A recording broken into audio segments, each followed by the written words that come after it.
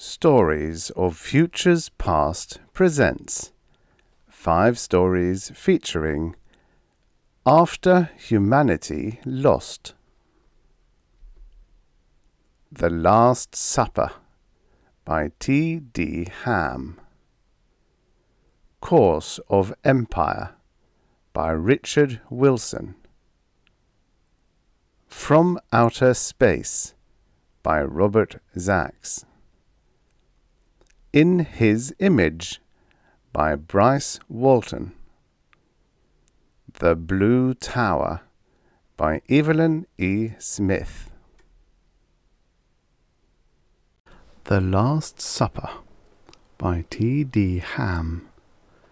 Originally published in If, Worlds of Science Fiction, September 1952. Narrated by Tom Trussel. Hampered as she was by the child in her arms, the woman was running less fleetly now. A wave of exultation swept over Guldran, drowning out the uneasy feeling of guilt at disobeying orders. The instructions were mandatory and concise. No capture must be attempted individually. In the event of sighting any form of human life, the ship must be notified immediately. All small craft must be back at the landing space not later than 1 hour before takeoff. Anyone not so reporting will be presumed lost. Guldran thought uneasily of the great seas of snow and ice sweeping inexorably toward each other since the earth had reversed on its axis in the great catastrophe a millennium ago. Now summer and winter alike brought paralyzing gales and blizzards, heralded by the sleety snow in which the woman's skin-clad feet had left the tracks which led to discovery. His trained anthropologist's mind speculated avidly over the little they had gotten from the younger of the 2 men found nearly a week before, nearly frozen and half-starved.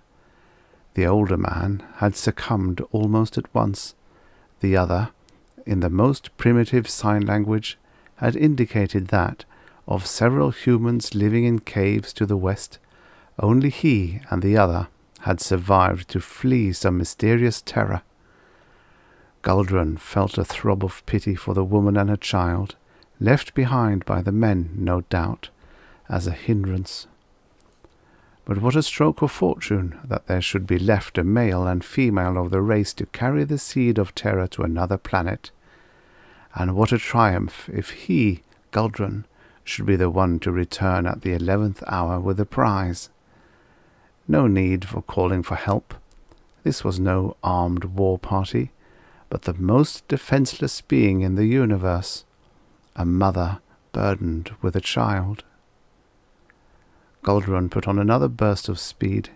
His previous shouts had served only to spur the woman to greater efforts. Surely there was some magic word that had survived even the centuries of illiteracy. Something equivalent to the bread and salt of all illiterate peoples. Cupping his hands to his mouth, he shouted, "Food! Food!" Ahead of him, the woman turned her head, leaped lightly in mid-stride and went on, slowing a little, but still running doggedly. Guldran's pulse leaped. He yelled again, "Food!" The instant that his foot touched the yielding surface of the trap, he knew that he had met defeat. As his body crashed down on the fire-sharpened stakes, he knew too the terror from which the last men of the human race had fled. Above him, the woman looked down, her teeth gleaming wolfishly. She pointed down into the pit, spoke exultantly to the child. "Food!" said the last woman on earth. The end. Subscribe for your daily stories of futures past. And now, for the next story. Course of Empire by Richard Wilson. Originally published in Infinity Science Fiction, February 1956. Narrated by Tom Trussel. Mars' sands are red, Earth's face is too. We were too green, and now we're blue. The older man sat down on the grassy bank on the hill overlooking the orchard. The autumn sun was bright, but the humidity was low and there was a breeze. The younger man sprawled next to him.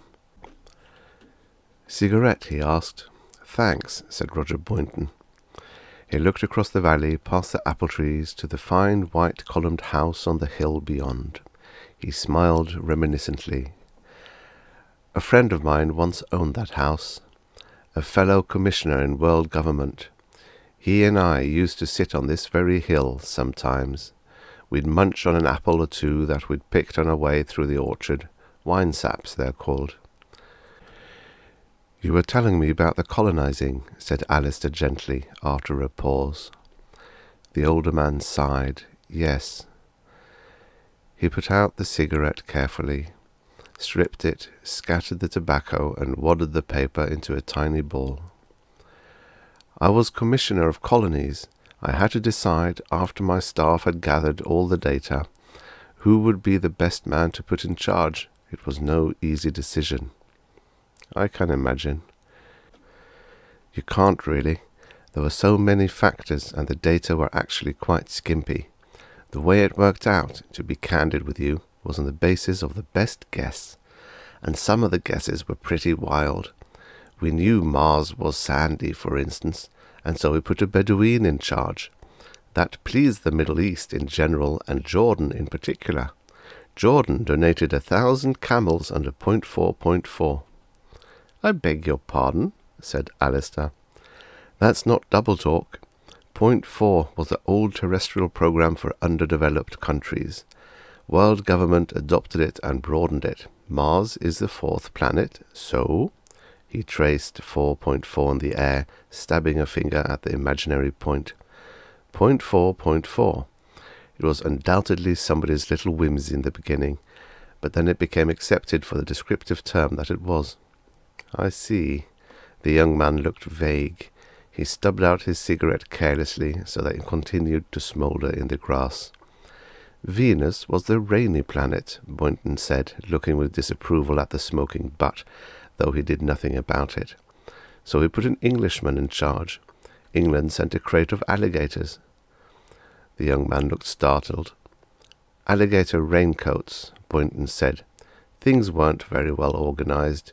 Too many things were happening too fast. There was a lot of confusion, and although the countries wanted to do what was best, no one knew exactly what that was.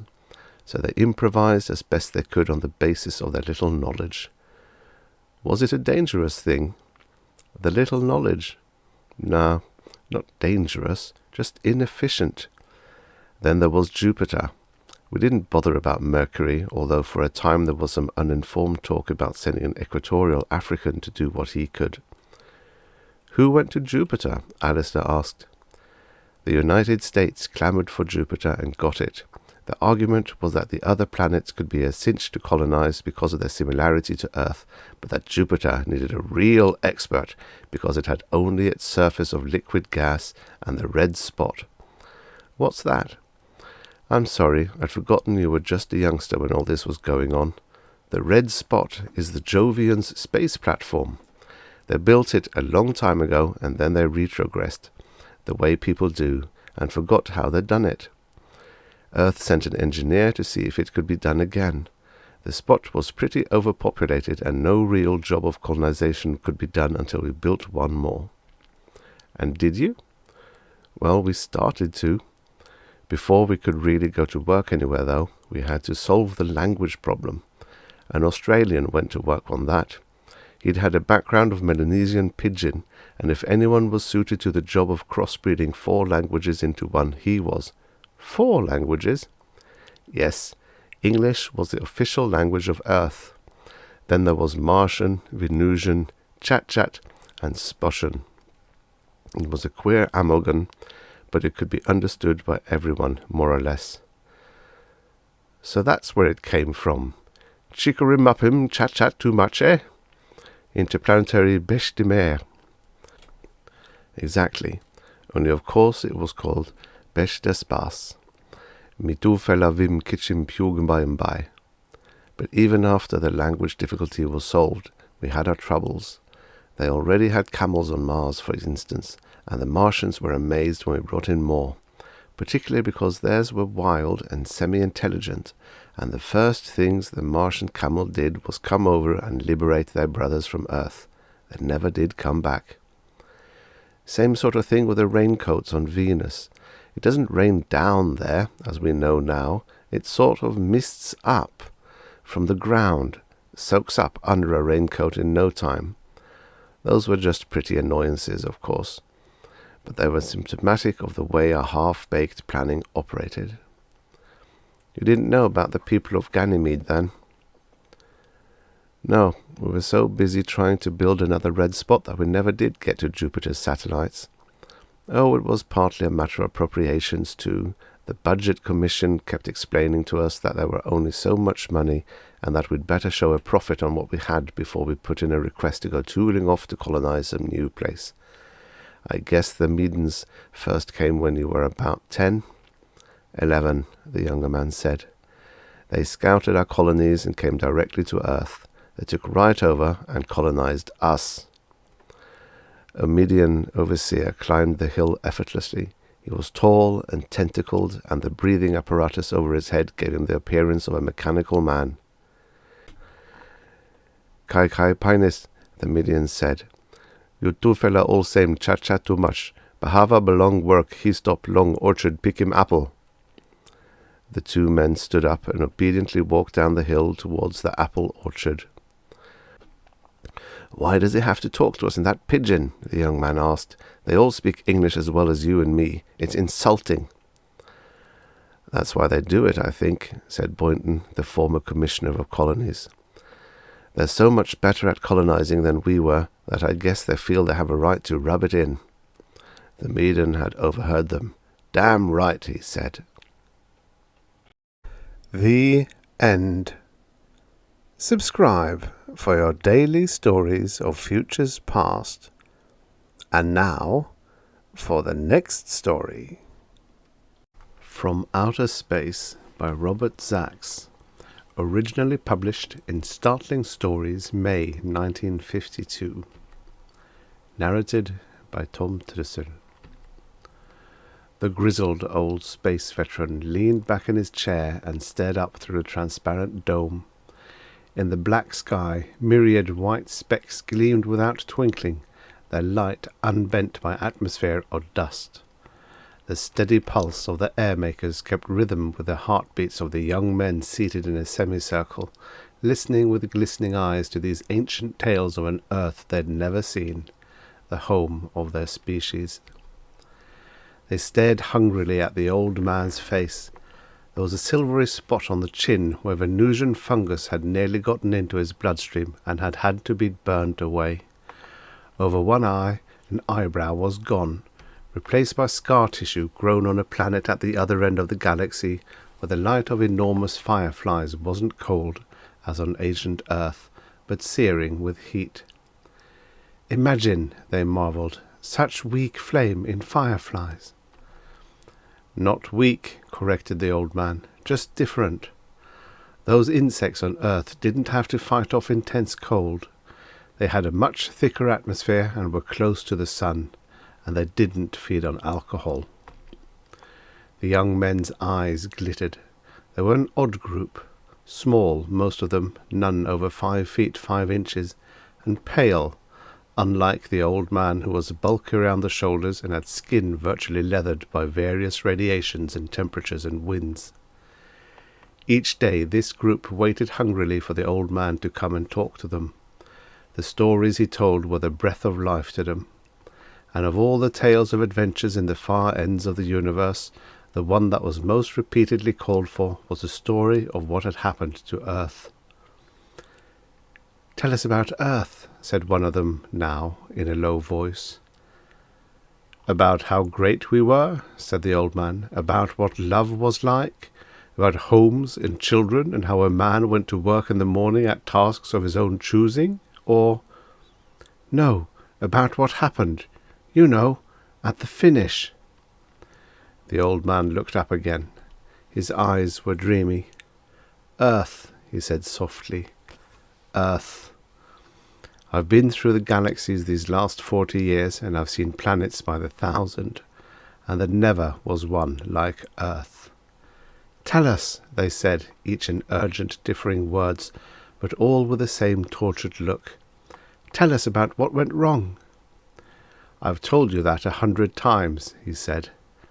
But they wanted it again, like a man who relives an incident to examine each moment with incredulity, as if in hope that it will fade and not have happened, as if in unconscious attempt to move sideways from that point into another time-stream probability, where a different course of action will be true.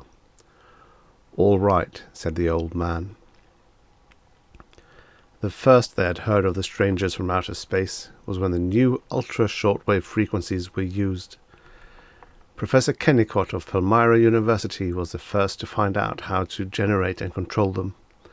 He tried to transform the wavelengths upward to a range either auditory or visual, but for some reason power was lost in the process. Apparently he gave them a sufficient jolt with extra voltage, however, because they were picked up by the strangers in outer space as a signal. The heaviside layer did not stop these wavelengths. Professor Kennicott was startled one day when he heard, or thought he heard, a soundless voice in his mind. It said, "Interesting. We didn't know there was life on your planet or in your solar system." Professor Kennicott shook his head and looked around. Nobody was in the laboratory. "Of course," said the voice. "We detected atomic radiations from the area, but Zettel thought it might come from your sun. Tell us, please, are you a Grade 3 society?" "My God," muttered Professor Kennicott, "I'm having hallucinations." "There seems to be some difficulty establishing telepathic communication," came the puzzled thought. And then, after a pause, "Could it be we're in communication with creatures of 0 grade?" Another thought from elsewhere answered, and yet Professor Kennicott somewhat was tuned in. "Impossible. The signal picked up was very close to telepathic frequency." It wasn't until 2 days later that Professor Kennicott discovered that he wasn't the only one who had experienced the auditory hallucination. The entire college was babbling about how Professor Johnson had come running out of the chemistry lab, which was 2 doors away from physics, holding his head and babbling nonsense. Professor Kennicott made a beeline for the hospital and had a quiet discussion with Professor Johnson, a discussion which is now historic. They discovered that not only were both their IQs over 180, but that both of them, sitting together discussing the matter, were simultaneously getting new messages which nobody around them was receiving. It wasn't long after that, of course, that many of the most brilliant men of Earth were reporting the same hallucinations, and as news of it spread, it became obvious that not all could be insane in exactly the same way with the same thoughts.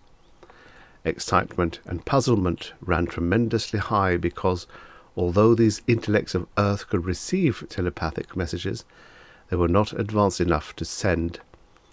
They only knew what was being messaged to them, and this continued to be so until feverishly working physicists pinned down the telepathic wavelength mechanically.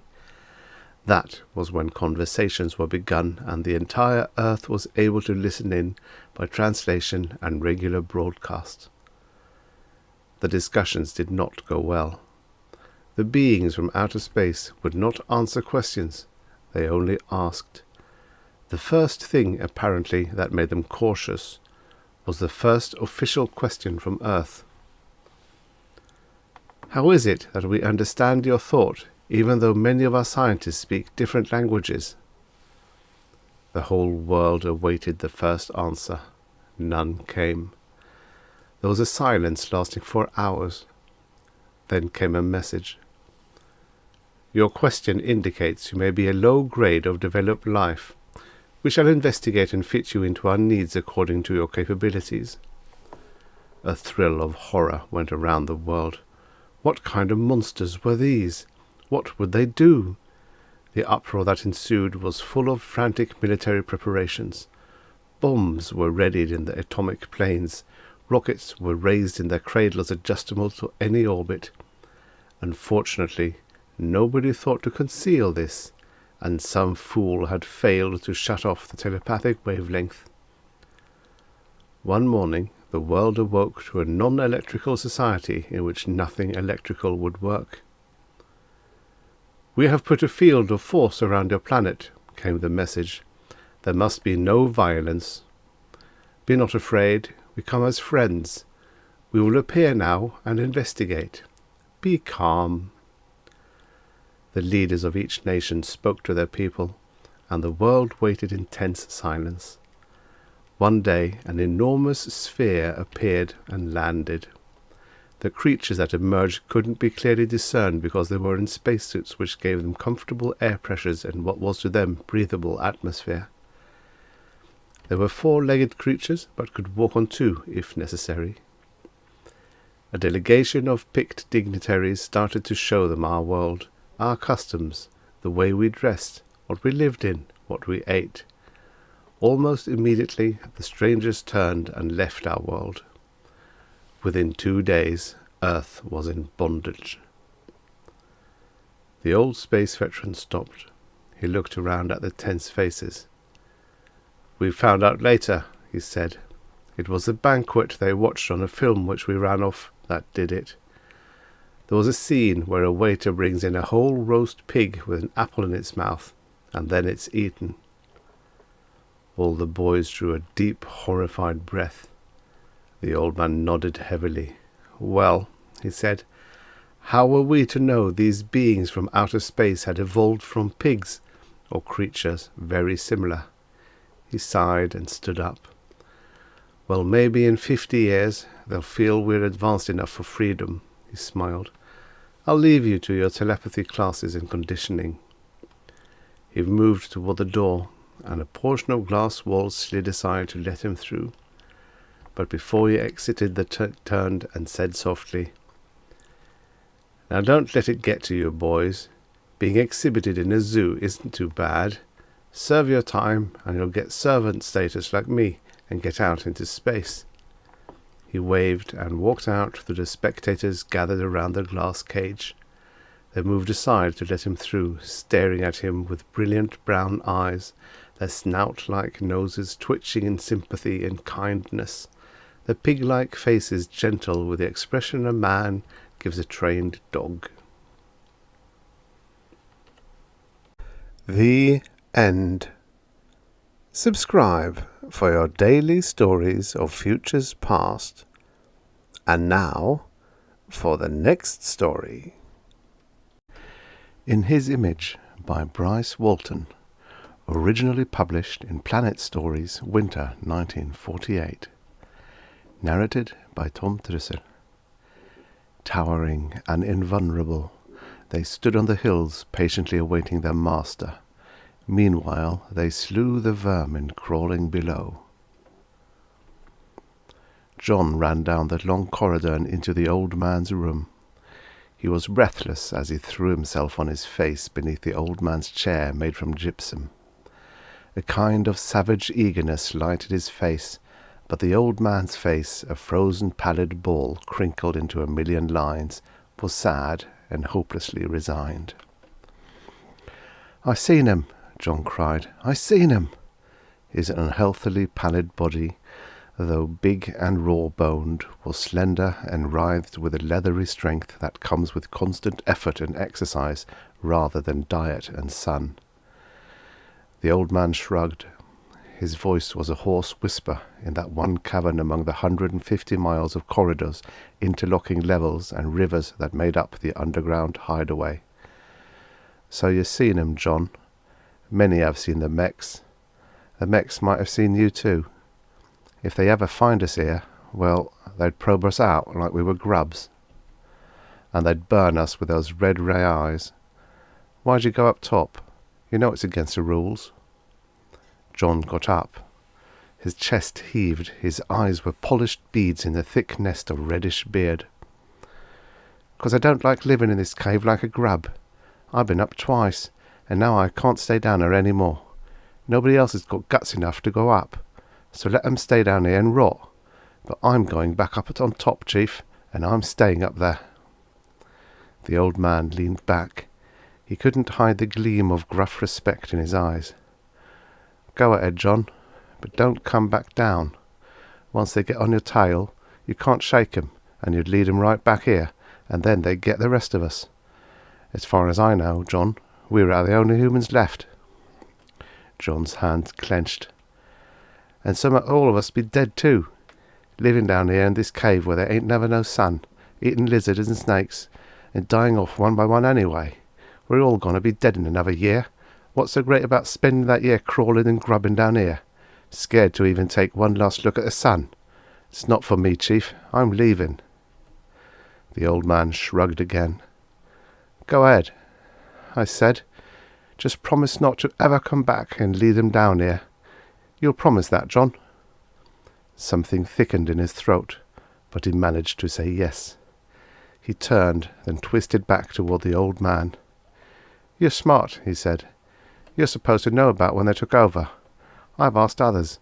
No one seems to know, and they care less. Would you tell me, Chief, what are they, the mechs?"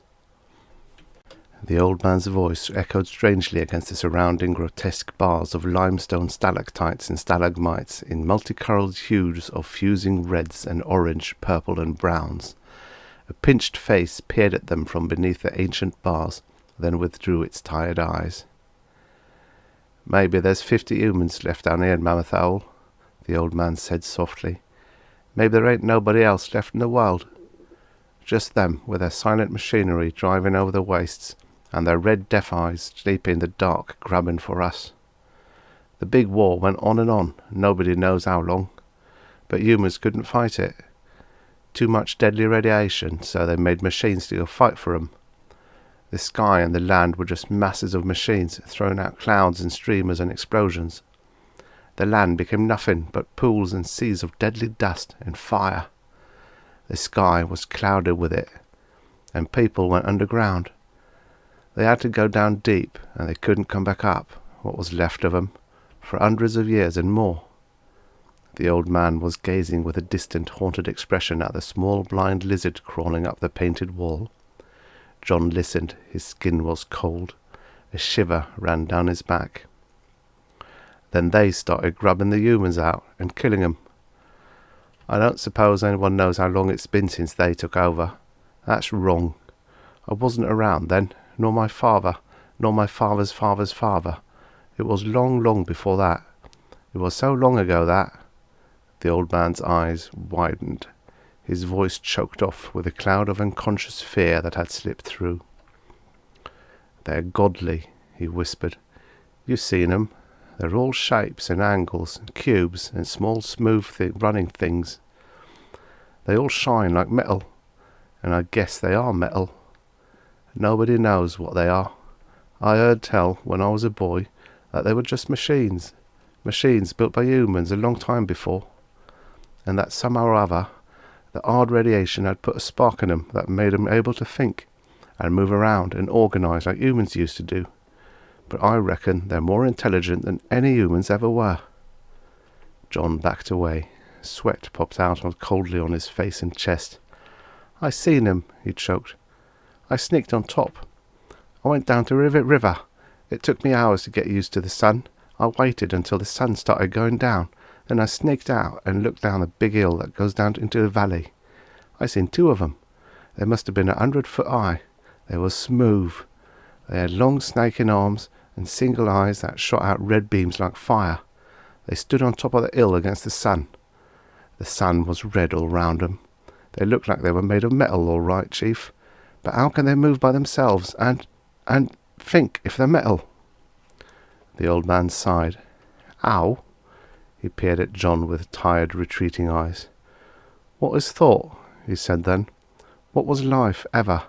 Floods of gamma rays bathed them for centuries, and then they were living, and they had thoughts of their own. Humans never got a chance to find out what life was before he took it away from himself. He took it and gave it to them. The old man dropped his face in his shaking hands. John had never heard a man crying before. He backed away slowly, then turned and ran out of the great cavern. A grey dusky afternoon was dying when John crawled out of the small hall between rocks and started riding down the hill. His eyes stayed open in fearful wonderment until tears rolled down his cheeks. The soft greens and browns of the great forest that thinned up into the hills.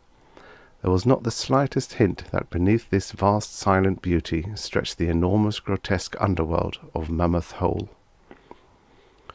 Nor that in those nameless caverns and corridors along the cold and rushing and naked rivers a few unkempt savages clung to dim memories of centuries' lost power and surface civilization.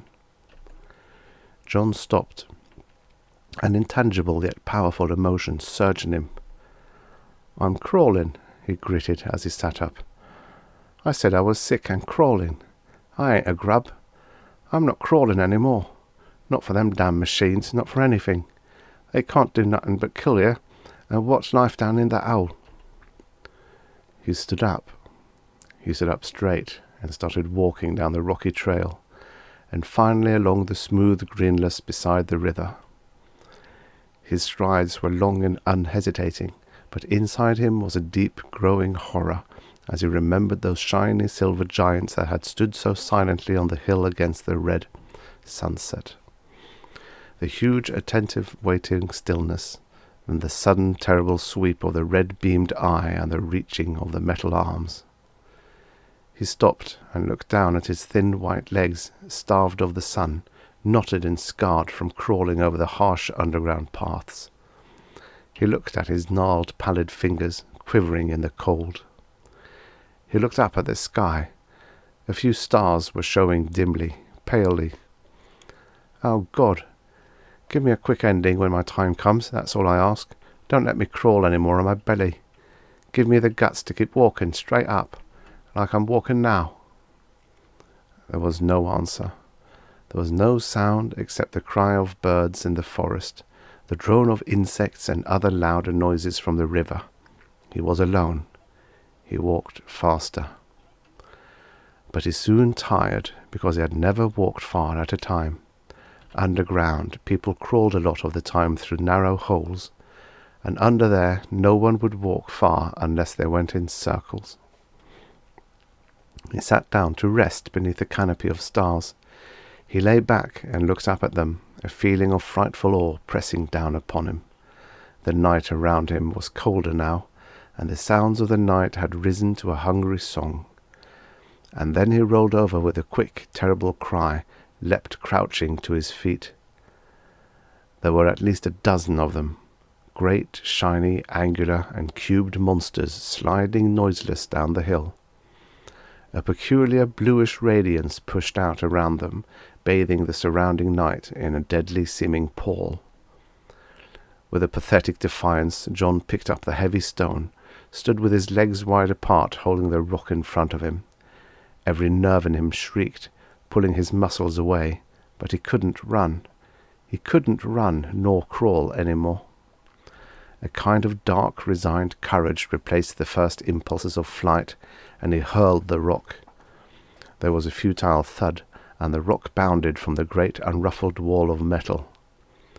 Then, for an instant, he didn't think the thoughts, the voices, were anything but his own, strange, alien, terrifying, inspired by his own fears. And then he realized it was the mechs. "A grub! Yes, I thought they were all gone. No, there are some remaining deep in the soil. Central File says they are no longer of any danger, but File also retains orders to kill all organic things." John moved toward them. He moved stiffly, a strange and intangible bulwark of purpose shielding him from the screaming horror. Something of the awful indignity of his position shook him, sent a hot rage throbbing blindly past his temples. He heard his breath coming hard from tightened throat. These great nameless things, machines, intelligent metal, it didn't matter what. They had no idea of what he was, that he had a brain, that he could think, and yet their gigantic thoughts were plain to him. Sometime so very long ago, his kind, humans, had made these things, had built them up from molten stuff, had put intricate interlocking machinery within them so that they could move, think for themselves, repair themselves. And then humans had launched the big war, had released seething seas of basic energy, and somehow these gigantic shiny silvery things had begun to live. But to them, John, a human, a descendant of the humans that had made them and had given them life, was less than the dirt under their towering invulnerable radiance, less than the dust beneath their sweeping red death eyes. They had no conception that it was anything but a pale, crawling cave worm. John walked closer. He was not so much afraid for himself now. There was more of a sweeping terror of the whole situation, the terrible futility and irony. He wasn't afraid to die, and he knew that he had to die now, that there was no escape, no defiance. He shook his fist at the silent, towering forms. "Damn you, it's me, man, I'm human. I'm not crawling. See, I'm not crawling. I'm talking to you. I'm talking and I'm thinking too. See? It's making noises. Yes, all the various species of organic life make noises peculiar to their type. Have you not seen a grub before? No, let us kill it now. We must report back to Central File. How long will it take to kill all organic life? Central File said it will take many more years, even though now most organic life has been destroyed. We must complete the task soon, you know. Man will return. Glorious man God, mighty man God the Creator, man God the Eternal. Ah yes, mighty man God, how long will it be before the man God's coming? John shivered, reached out a shaking hand as though to support himself against the air. He tried to speak, but his facial muscles seemed frozen. He wanted to say, "I'm man, I'm your creator, I made you long ago," but he could say nothing at all. "That is not known. Man God made us in his own image, then departed, promising to return to bring us glory and eternity. May the great man God who created us from the lifeless stuff of the dirt return soon, for only then may our destiny be fulfilled. Yes, may man God return soon. Meanwhile, Central File demands immediate action in preparation for that day. Kill this grub. Soon all organic life that stands in the way of the man God's coming will be eradicated." The thunderous impact of telepathic power roared in John's head as he staggered forward, fists clenched. "For thee, great man God, for whom we wait." John laughed. Hot tears scalded his face as he laughed. He was still laughing as the red death eye brightened, leapt out, and silently swept him away. The end. Subscribe for your daily stories of futures past. And now, for the next story. The Blue Tower by Evelyn E. Smith. Originally published in Galaxy, February 1958. Narrated by Tom Trussel.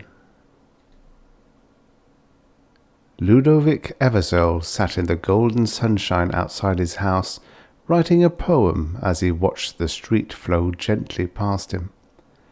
There were very few people on it, for he lived in a slow part of town, and those who went in for travel generally preferred streets where the pace was quicker.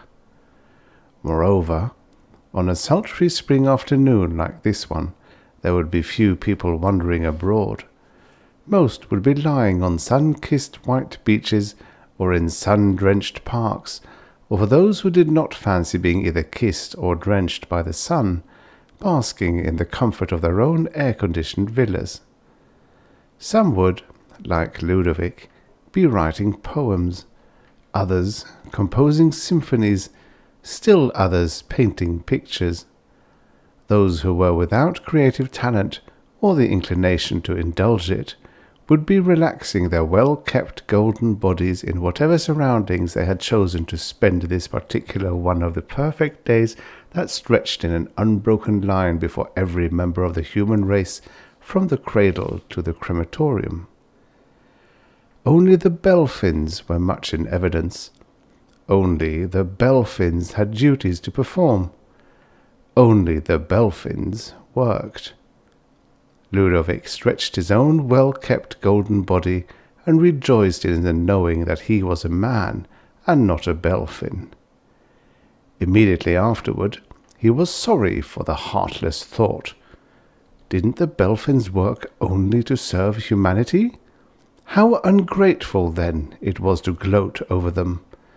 Besides, he comforted himself, probably, if the truth were known, the Belfins liked to work. He hailed a passing Belfin for assurance on this point. Courteous, like all members of his species, the creature leaped from the street and listened attentively to the young man's question. "We Belfins have but one like and one dislike," he replied. "We like what is right, and we dislike what is wrong." "But how can you tell what is right and what is wrong?" Ludovic persisted. "We know," the Belfin said, gazing reverently across the city to the blue spire of the tower where the Belfin of Belfins dwelt, in constant communication with every member of his race at all times, or so they said. "That is why we were placed in charge of humanity. Some day you, too, may advance to the point where you know, and we shall return whence we came." "But who placed you in charge?" Ludovic asked. "And whence did you come?" Fearing he might seem motivated by vulgar curiosity, he explained, "I am doing research for an epic poem." A lifetime spent under their gentle guardianship had made Ludovic able to interpret the expression that flitted across this Belfin's frontispiece as a sad, sweet smile. "We came from beyond the stars," he said. Ludovic already knew that. He had hoped for something a little more specific. "We were placed in power by those who had the right, and the power through which we rule is the power of love. Be happy!" And with that conventional farewell, which also served as a greeting, he stepped onto the sidewalk and was borne off. Ludovic looked after him pensively for a moment, then shrugged. Why should the Belfins surrender their secrets to gratify the idle curiosity of a poet? Ludovic packed his portable scriptwriter in its case and went to call on the girl next door, whom he loved with a deep and intermittently requited passion. As he passed between the tall columns leading into the Flockhart courtyard, he noted with regret that there were quite a number of Corisander's relatives present, lying about, sunning themselves, and sipping beverages which probably touched the legal limit of intoxicatability. Much as he hated to think harshly of anyone, he did not like Corisander's Flockhart's relatives. He had never known anybody who had as many relatives as she did, and sometimes he suspected they were not all related to her. Then he would dismiss the thought as unworthy of him or any right-thinking human being. He loved Corisander for herself alone and not for her family. Whether they were actually her family or not was none of his business. "Be happy!" he greeted the assemblage cordially, sitting down beside Corisander on the tessellated pavement. "Bah!" said old Osmond Flockhart, Corisander's grandfather. Ludovic was sure that, underneath his crustiness, the gnarled patriarch hid a heart of gold. Although he had been mining assiduously, the young man had not yet been able to strike that vein. However, he did not give up hope, for not giving up hope was one of the principles that his wise old Belfin teacher had inculcated in him. Other principles were to lead the good life and keep healthy. "Now, grandfather," Corisander said, No matter what your politics, that is not excuse impoliteness. Ludovic wished she would not allude so blatantly to politics, because he had a lurking notion that Corysander's family was, in fact, a band of conspirators, such as still dotted the green and pleasant planet, and proved by their existence that man was not advancing anywhere within measurable distance of that totality of knowledge implied by the Belfin. You could tell malcontents, even if they did not voice their dissatisfactions, by their faces. The vast majority of the human race, living good and happy lives, had smooth and pleasant faces. Malcontents' faces were lined and sometimes, in extreme cases, furrowed. Everyone could easily tell who they were by looking at them, and most people avoided them. It was not that griping was illegal, for the Belfins permitted free speech and reasonable conspiracy. It was that such behaviour was considered ungenteel. Ludovic would never have dreamed of associating with this set of neighbours once he had discovered their tendencies, had he not lost his heart to the purple-eyed Corysander at their first meeting. "Politeness, bah!" old Osmond said. "To see a healthy young man simply accepting the status quo." "If the status quo is a good status quo," Ludovic said uneasily, for he did not like to discuss such subjects, "why should I not accept it? We have everything we could possibly want. What do we lack?" "Our freedom," Osmond retorted. "But we are free," Ludovic said, perplexed. "We can say what we like, do what we like, so long as it is consonant with the public good." "Ah, but who determines what is consonant with the public good?" Ludovic could no longer temporize with truth, even for Corysander's sake. "Look here, old man, I have read books. I know about the old days before the Belfins came from the stars. Men were destroying themselves quickly through wars, or slowly through want. There is none of that any more." "All lies and exaggeration," old Osmond said. "My grandfather told me that, even when the Belfins took over Earth, they rewrote all the textbooks to suit their own purposes.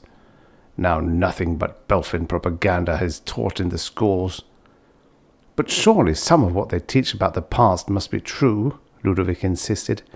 "And today every one of us have enough to eat and drink, a place to live, beautiful garments to wear, and all the time in the world to utilize as he chooses in all sorts of pleasant activities. What is missing?" "They've taken away our frontiers." Behind his back, Corysander made a little filial face at Ludovic. Ludovic tried to make the old man see reason. "But I'm happy, and everybody is happy, except a few killjoys like you." "They certainly did a good job of brainwashing you, boy," Osmond sighed. "And most of the young ones," he added mournfully. "With each succeeding generation, more of our heritage is lost." He patted the girl's hand. "You're a good girl, Corrie. You don't hold with this being cared for like some damn pet poodle." "Never mind Osmond Deversal," one of Corysander's alleged uncles grinned. "He talks a lot, but of course he doesn't mean a quarter of what he says. Come, have some wine." He handed a glass to Ludovic. Ludovic sipped and coughed. It tasted as if it were well above the legal alcohol limit, but he didn't like to say anything. They were taking an awful risk, though, doing a thing like that. If they got caught, they might receive a public scolding, which was, of course, no more than they deserved. But he could not bear to think of Corysander exposed to such an ordeal. "It's only reasonable," the uncle went on, "that older people should have a thing about being governed by foreigners." Ludovic smiled and set his nearly full glass down on a plinth. "You could hardly call the Belfins foreigners. They've been on Earth longer than even the oldest of us." You seem to be pretty chummy with them, the uncle said, looking narrow-eyed at Ludovic. Not more so than any other loyal citizen, Ludovic replied. The uncle sat up and wrapped his arms around his thick, bare legs. He was a powerful, hairy brute of a creature who had not taken advantage of the numerous cosmetic techniques offered by the benevolent Belphins. Don't you think it's funny they can breathe our air so easily? Why shouldn't they? Ludovic bit into an apple that Corisande handed him from one of the dishes of fruit and other delicacies strewn about the courtyard. It's excellent air, he continued through a full mouth, especially now that it's all purified. I understand that in the old days— Yes, the uncle said, but don't you think it's a coincidence they breathe exactly the same kind of air we do, considering they claim to come from another solar system? No coincidence at all, said Ludovic shortly, no longer able to pretend he didn't know what the other was getting at. He had heard the ugly rumour before. Of course, sacrilege was not illegal, but it was in bad taste. Only one combination of elements spawns intelligent life. They say, the uncle continued, impervious to Ludovic's unconcealed dislike for the subject, that there's really only one Belphin who lives in the Blue Tower, in a tank or something, because he can't breathe our atmosphere, and that the others are a sort of robot he sends out to do his work for him. Nonsense! Ludovic was goaded into irritation at last. How could a robot have that delicate play of expression, that subtle economy of movement? Corisande and the uncle exchanged glances. But they're absolutely blank, the uncle began hesitantly. Perhaps with your rich poetic imagination? See, old Osmond remarked with satisfaction, the kid's brainwashed. I told you so. Even if the Belphin is a single entity, Ludovic went on, that doesn't necessarily make him less benevolent. He was again interrupted by the grandfather. I won't listen to any more of this twaddle. Benevolent. Bah! He or she or it or them is or are just plain exploiting us, taking our mineral resources away. I've seen them loading ore on the spaceships and exchanging it for other resources from the stars, Ludovic said tightly, without which we could not have the perfectly balanced society we have today. Without which we would be, technologically, back in the dark ages from which they rescued us. It's not the stuff they bring in from outside that runs this technology, the uncle said. It's some power they've got that we can't seem to figure out, though Lord knows we've tried, he added musingly. Of course they have their own source of power, Ludovic informed them, smiling to himself, for his old Belphin teacher had taken great care to instill a sense of humour into him. A Belphin was explaining that to me only today. 20 heads swivelled toward him. He felt uncomfortable, for he was a modest young man and did not like to be the censure of all eyes. Tell us, dear boy, the uncle said, grabbing Ludovic's glass from the plinth and filling it. What exactly did he say? He said the Belphins rule through the power of love. The glass crashed to the tesserae as the uncle uttered a very unworthy word. And I suppose it was love that killed Mieczysław and George when they tried to storm the Blue Tower, old Osmond began, then halted at the looks he was getting from everybody. Ludovic could no longer pretend his neighbours were a group of eccentrics whom he himself was eccentric enough to regard as charming. So, he stood up and wrapped his mantle about him.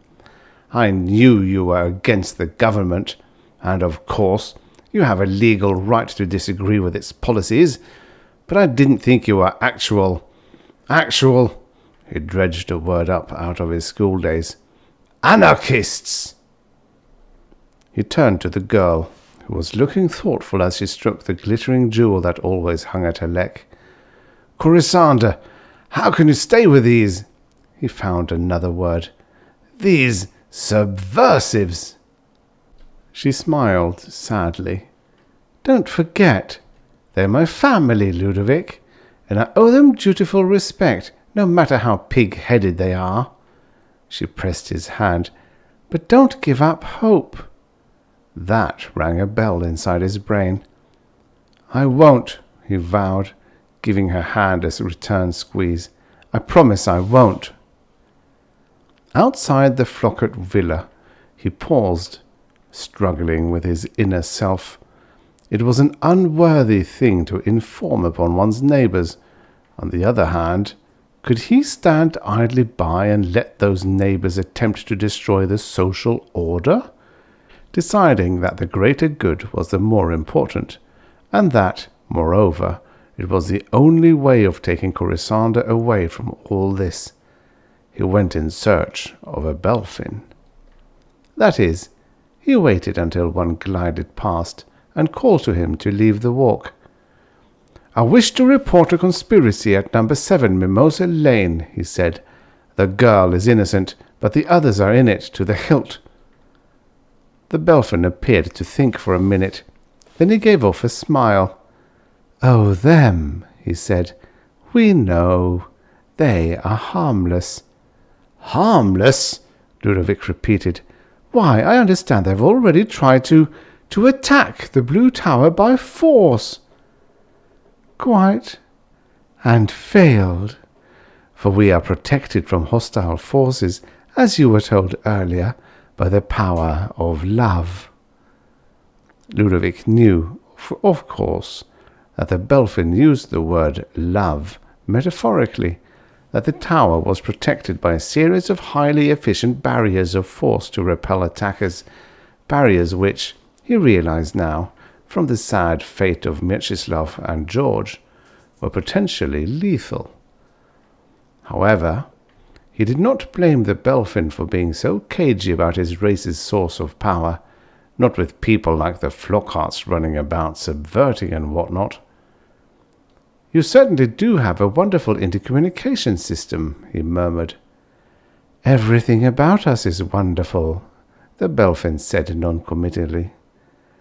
"That's why we're so good to you people. Be happy!" And he was off.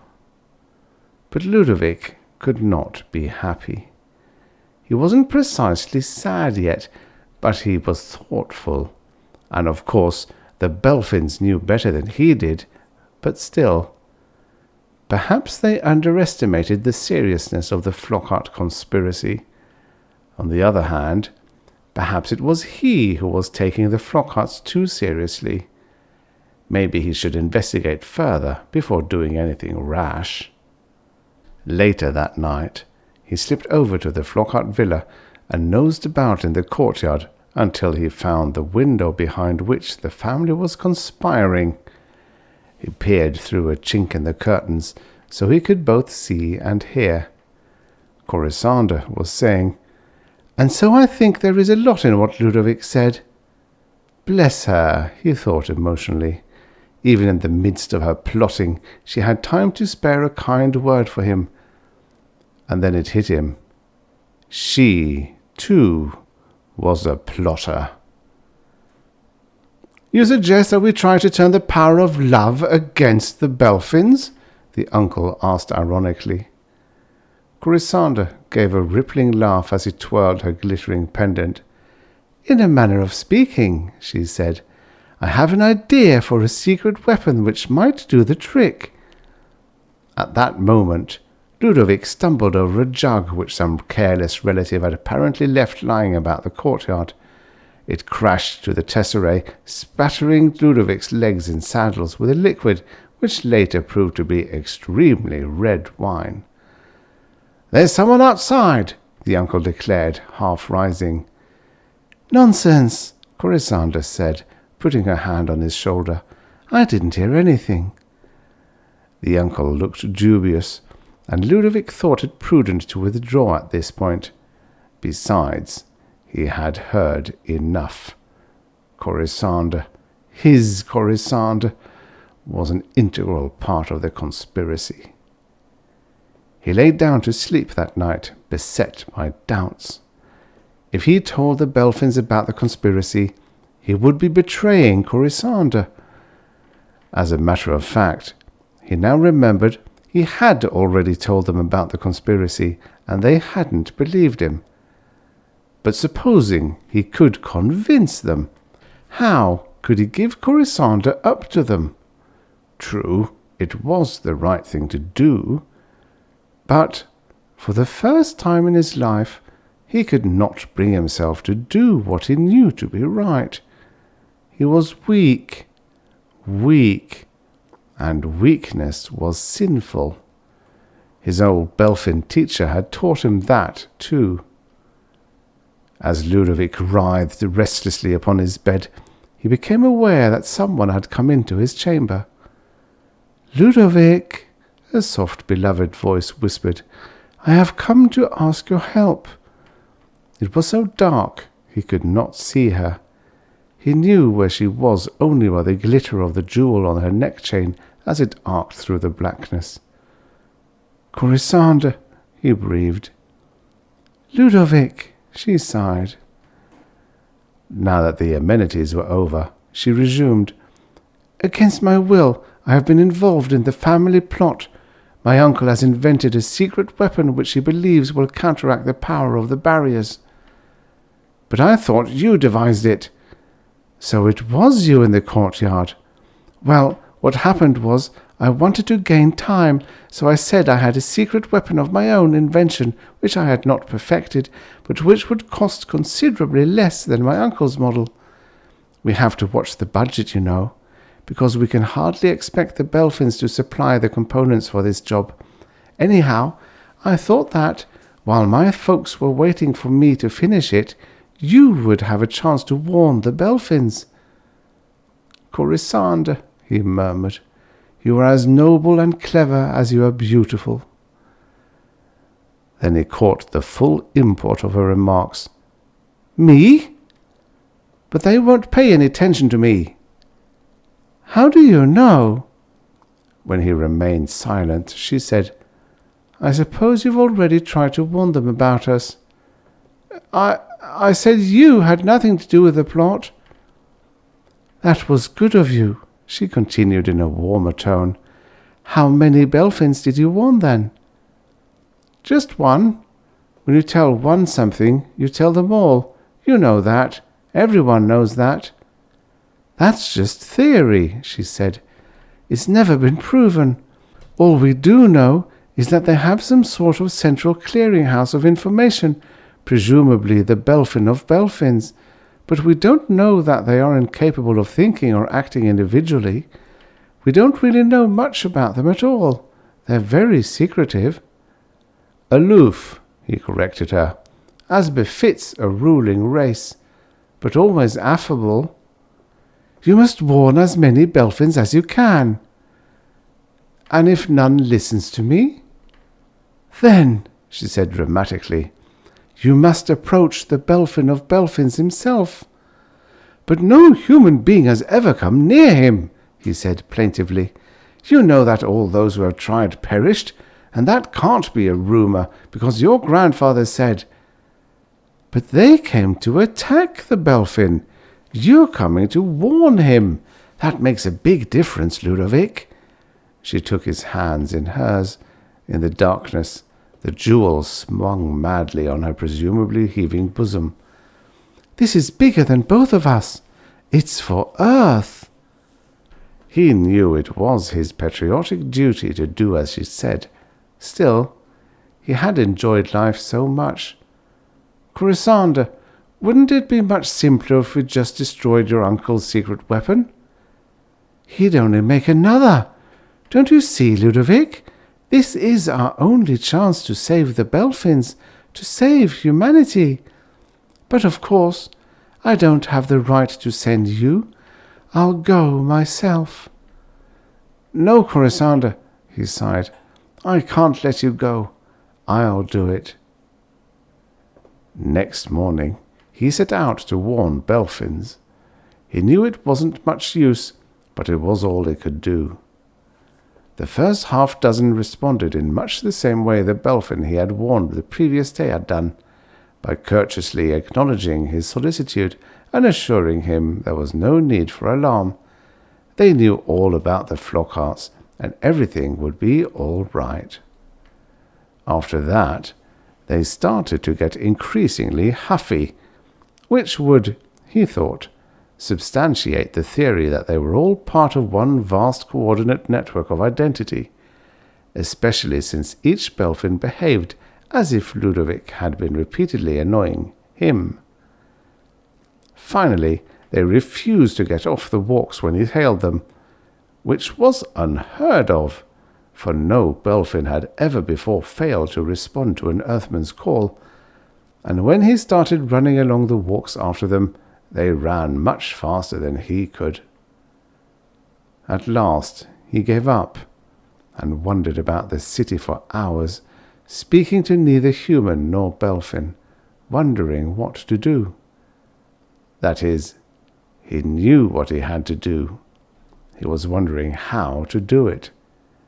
He would never be able to reach the Belfin of Belfins. No human being had ever done it. Mieczysław and George had died trying to reach him, or it. Even though their intentions had been hostile and Ludovic's would be helpful, there was little chance he would be allowed to reach the Belfin with all the other Belfins against him. What guarantee was there that the Belfin would not be against him too? And yet he knew that he would have to risk his life. There was no help for it. He had never wanted to be a hero, and here he had heroism thrust upon him. He knew he could not succeed. Equally well, he knew he could not turn back, for his Belfin teacher had instructed him in the meaning of duty. It was twilight when he approached the Blue Tower. Commending himself to the infinite virtue, he entered. The Belfin at the reception desk did not give off the customary smiling expression. In fact, he seemed to radiate a curiously apprehensive aura. "Go back, young man," he said. "You're not wanted here." "I must see the Belfin of Belfins. I must warn him against the Flockharts." "He has been warned," the receptionist told him. "Go home and be happy." "I don't trust you or your brothers. I must see the Belfin himself." Suddenly, this particular Belfin lost his commanding manners. He began to wilt, insofar as so rigidly constructed a creature could go limp. "Please, we've done so much for you. Do this for us." "The Belfin of Belfin did things for us," Ludovic countered. "You are only his followers. How do I know you are really following him? How do I know you haven't turned against him?" Without giving the creature a chance to answer, he strode forward. The Belfin attempted to bar his way. Ludovic knew one Belfin was a myriad times as strong as a human, so it was out of utter futility that he struck. The Belfin collapsed completely, flying apart in a welter of fragile springs and gears. The fact was of some deeper significance, Ludovic knew, but he was too numbed by his incredible success to be able to think clearly. All he knew was that the Belfin would be able to explain things to him. Bells began to clash and clang. That meant the force barriers had gone up. He could see the shimmering insubstance of the first one before him. Squaring his shoulders, he charged it, and walked right through. He looked himself up and down. He was alive and entire. Then the whole thing was a fraud. The barriers were not lethal, or perhaps even actual. But what of Mieczysław and George, and countless rumoured others? He would not let himself even try to think of them. He would not let himself even try to think of anything save his duty. A staircase spiraled up ahead of him. A Belfin was at its foot. Behind him, a barrier iridesced. "Please, young man," the Belfin began. "You don't understand. Let me explain." But Ludovic destroyed the thing before it could say anything further, and he passed right through the barrier. He had to get to the top and warn the Belfin of Belfins, whoever or whatever he, or it, was, that the Flockharts had a secret weapon which might be able to annihilate it, or him. Belfin after Belfin Ludovic destroyed, and barrier after barrier he penetrated until he reached the top. At the head of the stairs was a vast golden door. "Go no further, Ludovic Eversole," a mighty voice roared from within. "To open that door is to bring disaster upon your race." But all Ludovic knew was that he had to get to the Belfin within and warn him. He battered down the door. That is, he would have battered down the door if it had not turned out to be unlocked. A stream of noxious vapour rushed out of the opening, causing him to black out. When he came to, most of the vapour had dissipated. The Belfin of Belfins was already dying of asphyxiation, since it was, in fact, a single alien entity who breathed another combination of elements. The room at the head of the stairs had been its tank. "You fool," it gasped, "through your muddle-headed integrity, you have destroyed not only me, but Earth's future. I tried to make this planet a better place for humanity, and this is my reward." "But I don't understand," Ludovic wept. "Why did you let me do it? Why were Mechislav and George and all the others killed?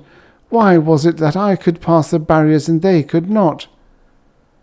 "The barriers were triggered to respond to hostility. You meant well, so our defences could not work." Ludovic had to bend low to hear the creature's last words. "There is, Earth proverb should have warned me. I can protect myself against my enemies, but who will protect me from my friends?" The Belfin of Belfins died in Ludovic's arms. He was the last of his race, so far as Earth was concerned, for no more came. If, as they had said themselves, some outside power had sent them to take care of the human race, then that power had given up the race as a bad job. If they were merely exploiting Earth, as the malcontents had kept suggesting, apparently had proven too dangerous or too costly a venture. Shortly after the Belfin's demise, the Flockharts arrived en masse. "We won't need your secret weapons now," Ludovic told them dully. "The Belfin of Belfins is dead." Corisande gave one of the rippling laughs he was to grow to hate so much.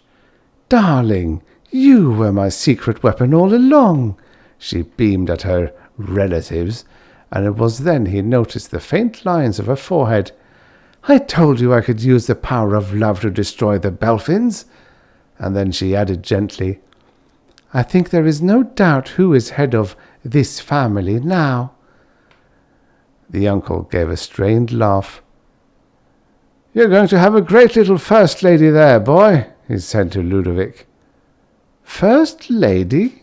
Ludovic repeated, still absorbed in his grief. "Yes, I imagine the people will want to make you our first president by popular acclaim."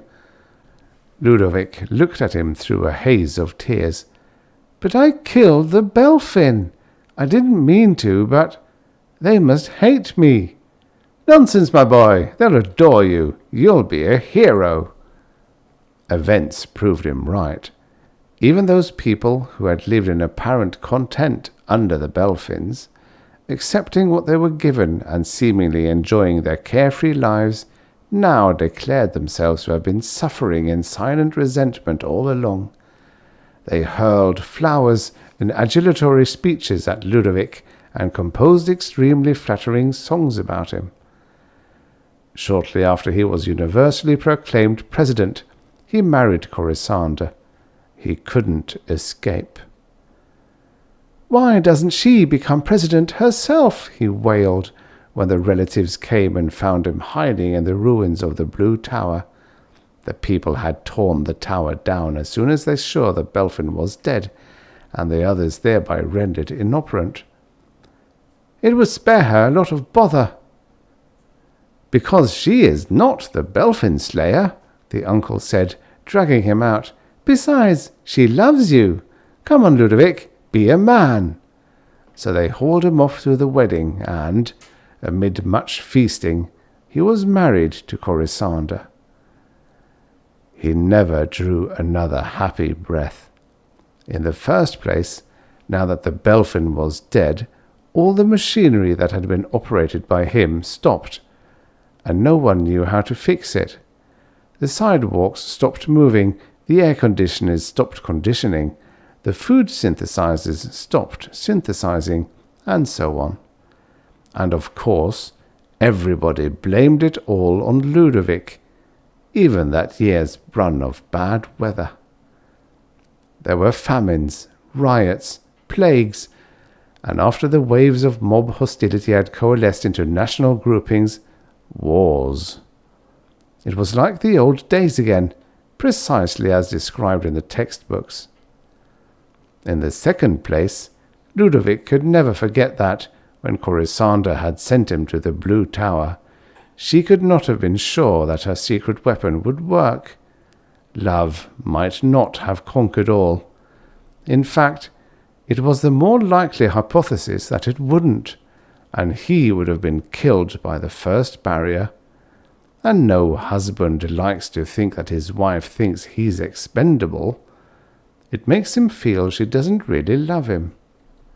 So, in the 30th year of his reign as dictator of Earth, Ludovic poisoned Corisanda. That is, had her poisoned, for by now he had a minister of assassination to handle such little matters, and married a very pretty, very young, very affectionate blonde.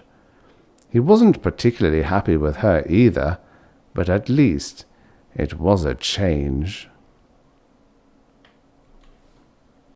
The end. Subscribe for your daily stories of futures past. This is what the future looked like many, many years ago.